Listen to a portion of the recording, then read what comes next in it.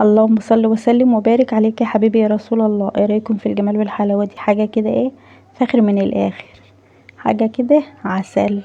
انا عملت النهارده كبسه باللحمه، وما اقولكوش بقى لحمه من الغاليه، حاجه كده ايه عسل. انا جبت معلقه سمنه ومعلقه زيت، ن- ونزلت عليهم البهارات، ايه البهارات اللي عندك، ما تستخسريش، ده لحم.